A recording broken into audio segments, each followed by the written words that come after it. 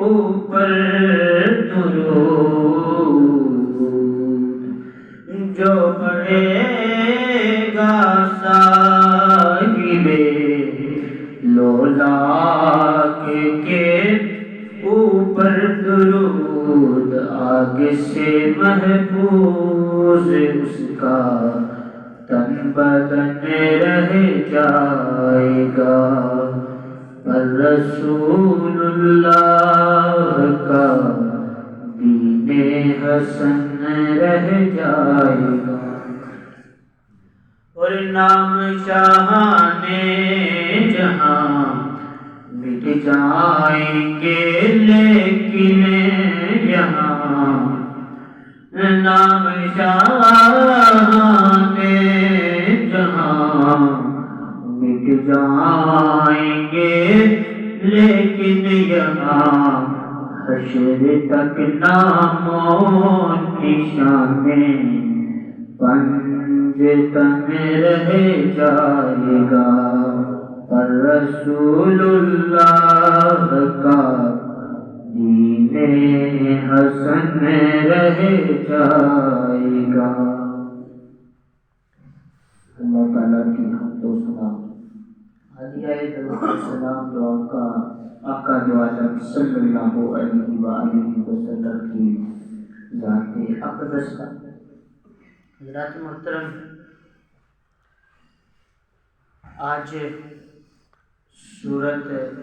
فیل اور اگر وقت باقی ہوا تو سورت قریش کی مختصر سی کر کے تفسیر بیان کی جائے گی۔ اللہ کریم نے ارشاد فرمایا علم تری کیف فعل ربک باصحاب الفیل، اے محبوب کیا تم نے نہ دیکھا کہ تمہارے رب نے ان ہاتھی والوں کے ساتھ کیا کیا؟ علم یجعل کیدہم فی تدبیر، ان کا جو داؤ تھا ان کو پلٹ دیا، غلط کر دیا، ان کی جو تدبیر تھی انہی پہ لٹا دی۔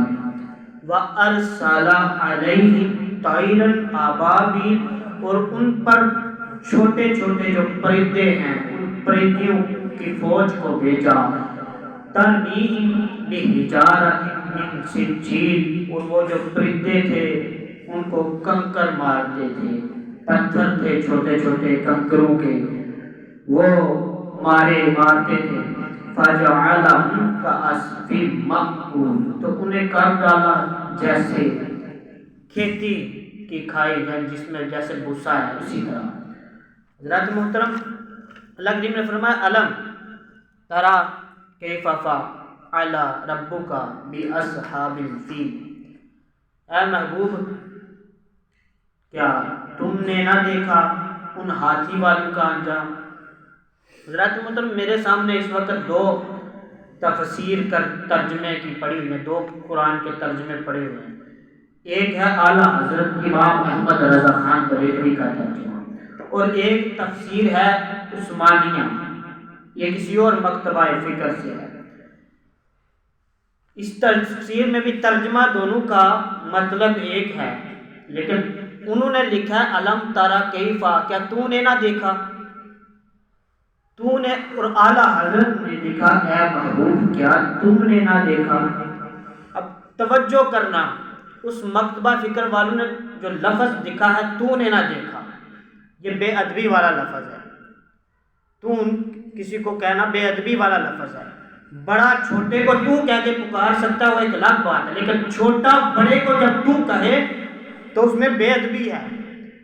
ہمارے گھر میں کوئی بھی بات ہو نا تو ابے کو ہم یہ نہیں کہتے ابا تو تک لے، یعنی ابا آپ دیکھ لیں، تم دیکھ لیں، ایسی بات کہتے ہیں۔ لیکن اس نے لکھا ہے کہ تو نے نہ دیکھا، لیکن ترجمہ یہ بتا رہا ہے کہ ترجمہ حق اور سچ وہی ہے جس میں ادب بھی باقی ہے۔ علم تری کیف، اے محبوب کیا تم نے نہ دیکھا، فعل تم نے نہ دیکھا۔ یہ جو واقعہ فیل ہاتھی والا جو واقعہ ہوا تھا یہ مصطفیٰ کریم صلی اللہ علیہ وآلہ وسلم کے دنیا میں جلوہ گر ہونے سے پہلے کی بات ہے۔ حضور ابھی دنیا میں تشریف نہیں لائے جب یہ ہاتھی والا واقعہ ہوا تھا، ابرہا بڑا لشکر لے کے آیا تھا، لیکن اللہ فرما رہا ہے الم تارا کیفا، تو نے نہیں آیا محبوب، آپ نے نہیں دیکھا. اللہ محبوب کو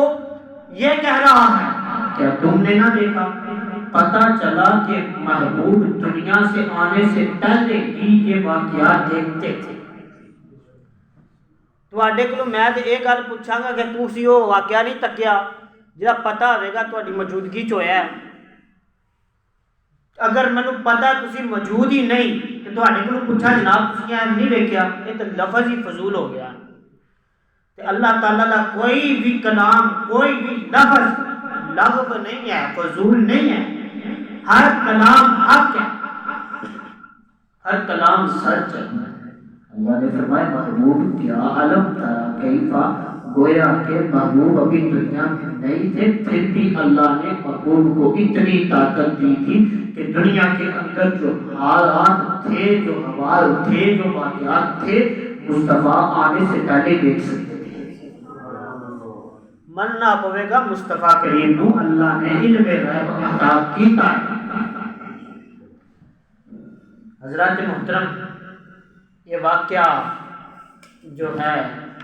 فی مصطفیٰ کریم صلی اللہ علیہ وسلم کا پس منظر یہ ہے کہ مصطفیٰ کریم صلی اللہ علیہ وسلم کی آمد سے کچھ وقت پہلے ہوا، کچھ عرصہ پہلے ہوا. ہر سال دوسرے ملکوں کے، ملک شام اور حبشہ، دوسرے ملکوں سے لوگ مکہ شریف آتے تھے، ہجرت مکہ شریف آتے تھے حج کرنے. تو جب یہ ابرہا بادشاہ تھا اس نے دیکھا کہ لوگ بڑے عرب کے ملک میں جاتے ہیں، عرب میں جاتے ہیں، تو لوگوں سے پوچھا یہ وجہ کیا ہے. لوگوں نے بتایا کہ وہاں ایک کعبہ ہے، یہ سارے لوگ وہاں جاتے ہیں حج کرنے کے لیے، وہاں جا کے حج کرتے ہیں، طواف کرتے ہیں کعبے کے گرد، پھر کچھ ان کے اپنی عبادات ہیں وہ کرتے ہیں اور واپس آ جاتے ہیں. ابرہا نے سوچا کہ کیوں نہ ہو کہ اتنی دور مسلمان جاتے ہیں، لوگ اتنی دور جاتے ہیں، میں اپنے ہی ملک میں یہ کعبہ بنا لوں. اس نے جو حبشہ کا نا نجاشی بادشاہ تھا وہ ابرہا سے ان دنوں کچھ ناراض تھا، اس کو پیغام بھیجا، خط لکھ کے بھیجا کہ میں کام کرنے جا رہا ہوں، راضی ہو جا. جڑا انہیں کعبہ بنایا ہے نا وہ مخالف میں ایک کعبہ بنان لگا. کعبہ بنان لگا، لوگ اتھے آون کرن گے، عبادت کرن گے، طواف ایڈی دور جا کے کر دینا، اتھے آ کے طواف کر لین کرن گے. انہیں منظور کر لیا. نجاشی بادشاہ ہی بعد وچوں مسلمان ہو گیا، اسلام لے کے آ گیا. انہیں مل کے نجاشی بادشاہ دی جناب حمایت دے نال ابرہا نے ملک شام دے اندر ایک گرجا گھر تیار کیتا، عیسائیاں دا عبادت خانہ تے بہت بڑا تعمیر کیتا، بہت عالی شان تعمیر کیتا عیسائیاں دا بادشاہ نے جناب عبادت خانہ. جدو تیار ہو گیا انہیں اعلان کیتا لوکاں نو کہ لوگو آؤ اتھے عبادت کریا کرو، اتھے آ کے طواف کریا کرو. کچھ لوگ آئے کچھ نہ آئے، وہ حیران ہی کہ کراں تے کی کراں، سارے لوگ نہیں آ رہے. لوگ پھر بھی کعبے جاندے رہے، یہ بھی کعبے جاندے نے. میں نہ کوئی تیار کر چلیا، کسی نے مشورہ دیتا کہ تو اتنے لنگر پکایا کر، کھانا شانا پکایا کر، لوگ کھانے تے بڑا آتے. انہیں کھانے دا انتظام بھی کر دیتا، اعلان کر دیتا لوگوں اتھے آ کے جناب طواف کریا کرو، اتھے آ کے عبادت کریا کرو، اتھے آ کے اپنا حج ادا کریا کرو، تمہیں لنگر بھی ملے گا تے نال پیسے بھی ملن گے. اس وقت جڑے بھی دور درہم دیاں جڑے پیسے وہ پیسے بھی ملن گے. اعلان کیتا، لوگ آمنا شروع کر دیتا. ان اہل عرب دے لوگوں کو گل اچھی نہ لگی، قریش والوں کو گل اچھی نہ لگی، اہل قریش کو گل اچھی نہ لگی. اس وقت قبیلہ بنو ہاشم دا، اوپر سب تو بڑا قبیلہ قریش دا، اچھی نہ لگی. انہوں نے ایک نوجوان عرب دا آیا، انہوں نے جڑا عیسائیاں دا عبادت خانہ ہی اتھے آ کے انہوں نے رہنا شہنا شروع کیتا کہ میں عرب وچوں آیا تواڈے عبادت خانے دا جناب خادم بن کے. ایک دن موقع پا گئے جدو سارے عیسائی، کوئی عیسائی اتنے موجود نہیں، اس عرب کے نوجوان نے اتنے گندگی پھیلا دی. انہوں نے عبادت خانے چلا تو گندگی پھیلائی اور رات رات نکل گیا. صبح ہی لوگ کٹھے ہوئے جناب، ویکھیا دیواراں نال گندگی لگی ہے، عبادت خانے چ گندگی ہے. پوچھا کون ہے؟ ابرہا پوچھتا ہے کنے کیتا ہے؟ وہ دسن لگے جناب ایک عرب دا نوجوان آیا ہی انہیں یہ سارا کام کیتا ہے. تو اس وقت ابرہہ نے جناب سوچا کہ جناب کعبہ ٹھانا ہے، وہ خلاف سازش کی اور نجاشی بادشاہ نے ہاتھ لکھا کہ میں کعبہ ختم کرنا ہے، اس واسطے چند اونٹ ہے تو اپنے ہاتھی دے، جڑا تیرے کو ایک سب تو بڑا ہاتھی ہے محمود وہ بھی دے، میں وہ لے کے جاؤں گا تو جا کے کعبہ تے حملہ کروں گا. انہاں اگلو ہاتھی لیا حضرات محترم اور لے کے آ رہا راستے دے اندر جڑا بھی علاقے دے اندر کچھ لوگ ملتے ہیں انہاں نال جنگ کرتا ہے اور فتح حاصل کر لیتا ہے، سارے کو جیت لیتا ہے. ان جب کعبے کے قریب پہنچ گیا، قریب آ گیا، کافی حد تک سفر قریب آ گیا تے اس وقت جڑا انہاں دے ہاتھی محمود سب تو بڑا ہاتھی ابرہہ جدے سوار بھی بیٹھ گیا اگے جانے کا نام نہیں لے گیا. انہوں شام دی طرف منہ کر کے یا کسی اور سمت منہ کر کے اٹھاندے اور چل پیندا، جس وقت کعبے کی طرف رخ کر دے تو ہاتھی پھر رک جاندا بیٹھ جاندا، ہاتھی نہیں چلدا پیا. ابرہہ دے دل دے اوپر کعبہ دی جناب ہیبت طاری ہو گئی، دل دے اوپر جدوں خوف طاری ہو گیا نا یار معاملہ تو واقعی سنگین ہے. ہن ابرہہ اس سوچ دے وچ ہی کوئی ایسا بندہ آوے مینوں روکے کہ میں واپس چلا جاؤں، کوئی معاہدہ طے کرے میں واپس چلا جاؤں، حملہ نہ کراں، تاکہ اگر کوئی پوچھے کہ میں کہاں انہاں جناب معاہدہ کر کے واپس آیا. وہ دا اپنا دل ہار چکیا سی کہ میں اس جنگ تو نہیں ہوں جنگ کرنی، ڈر گیا سی، ہیبت طاری ہو گئی، خوف طاری ہو گیا. جدو خوف طاری ہویا نا ابرہہ تے انہاں کہ روکن والا بھی کوئی نہیں، پیچھے سارے نال جنگ کردا آیا، سارے نوں جناب فتح ماردا آیا، وہ روکن والا بھی کوئی نہیں، روکاں تے کس طرح روکاں. تدبیر سوچی انہیں آخیا چلو اس طرح کرنے ہیں جناب. اتنے پتہ کیتا کعبے دا متولی کون ہے، پتہ لگا عبد المطلب کعبے دا متولی ہے. انہیں اس طرح کیتا عبد المطلب دے 200 اونٹ کھول کے لے کے آ گیا، 200 اونٹ ضبط کر لے، قید کر لے. حضرت عبد المطلب نو جدو پتہ چلا حضرت عبد المطلب کھول کے یہ اللہ دی تدبیر سی، ورنہ حضرت عبد المطلب اگر جنگ دا اعلان کرتے سارے عرب والے جنگ انہاں نال مل کے کرتے تھے، ابرہہ نہ کہ کچھ بھی نہیں سی ہے. لیکن اللہ دی خاص تدبیر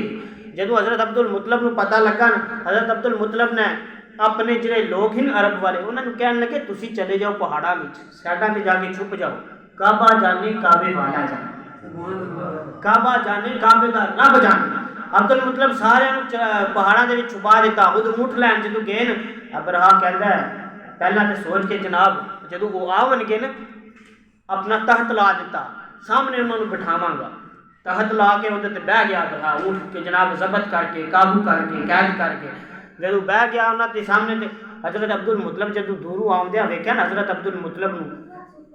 ابرہہ تے اور ہیبت اور خوف طاری ہو گیا. جدو عبد المطلب قریب آئے فوراً تخت تو تھلے آیا عبد المطلب نو اوپر بٹھا دیتا، خوف طاری ہو گیا. یہ کہندے حضور کدھر آئے ہو، کس کام نال آئے ہو؟ عبد المطلب کہندے نا او ابرہہ سنیا تو میرے اونٹ ضبط کر کے لے آئے ہیں، میرے اونٹ واپس کر. ابرہہ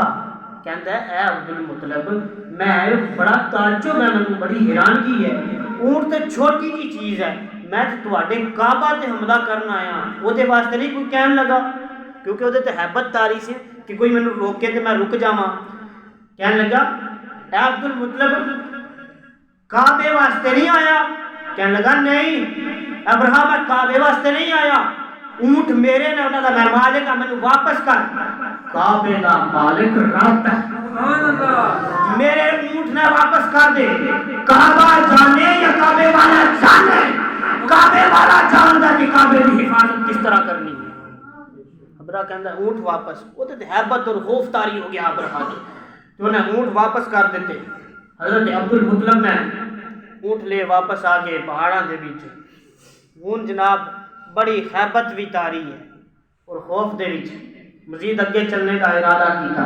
اللہ تعالیٰ نے ارشاد فرمایا وَأَرْسَلَ عَلَيْهِمْ طَيْرًا أَبَابِيلَ، پھر پرندیاں دا جناب ایک لشکر پرندیاں دی فوج اللہ تعالیٰ نے بھیجی. ترمیہم بحجارۃ من سجیل، انہاں دی جناب جنجاں دے وچ انہاں دی پنجیاں دے وچ کنکر ہی چھوٹے چھوٹے وہ آئے لشکر دے اوپر آ کے کنکر مار دے سن. وہ کنکر ابراہ دے جڑے فوجی ہی انہاں دے سر دے وچ لگدے ہی سر نو چیردیاں ہوئے جانوراں دے وچ جڑے ہاتھی ہی انہاں دے وچ بھی کنکر نکلدے ہاتھی بھی مردے گئے فوجی بھی مردے گئے سارے اوتھے نہیں مرے پھر پرندے پیچھے پیچھے مگر لگے نہ کہ انہاں دی فوج اگے اگے دوڑ دی جا جدھر جدھر جاندے نے اوپر پرندے جدھر جدھر جاندے نے اوپر پرندے روایتاں وچ آندے نا چھوٹے چھوٹے پرندے